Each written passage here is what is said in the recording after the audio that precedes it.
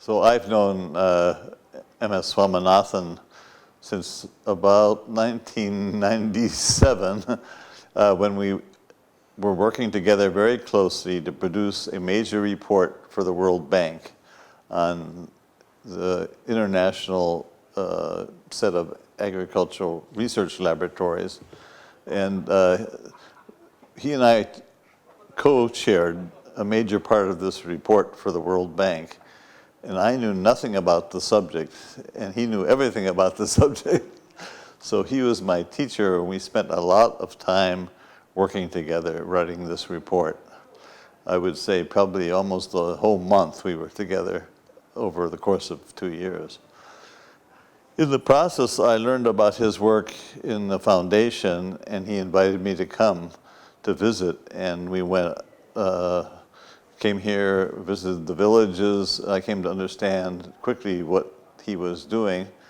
At the time, I was president of the U.S. National Academy of Sciences, and the next year in my annual address, which I gave every year, I featured this visit. And very importantly, what it had opened my eyes to a new role for science in the world, because I had worked all my life in the science of the United States in universities. I'm a molecular biologist and biochemist, and I had worked on basic research understanding how our bodies and our cells work, how the machinery of life works, the chemistry. And so I knew a lot about science and about many other kinds of science, but I didn't have any experience with what science might do for people in the society who are the poorest people and need help. I knew there were poor people who needed help, but I didn't know that science could be important for helping them. So that changed my whole perspective, broadened my whole perspective on what science can do, what our academy could do. We started a major program with the support of the Gates Foundation to strengthen science in Africa. And we did lots of important reports really focused on broadening the use of science in the world. I talked at this meeting about how we started to work on the science of education. That's been a dominant theme that I've been working on for the last 20 years. I am not, even though I had education from MS in my working on that report, I'm very far from an expert on agriculture. But I have become somewhat of an expert on education because I spent a lot of time on it in the last 20 or 25 years. And the same principles that MS has brought to his villages and his insistence on how you use information, incorporate the community into the wisdom of the scientists, and let the actions on the ground, what the needs of the people are, direct what you focus on in science. That kind of science is what we need in education. So it led really to the creation of a whole new project at the Academy. I created an organization called the Strategic Education Research Partnership, or SERP, which functions very much like this foundation does in the villages, except we're working in the public school systems with teachers in America. And just like the villagers, they need our help and our support for several reasons. One, they need our science. They need us to analyze what works and what doesn't work. That's a kind of social science. And to help them, but they also need us, because we have prestige, to empower them to have a voice.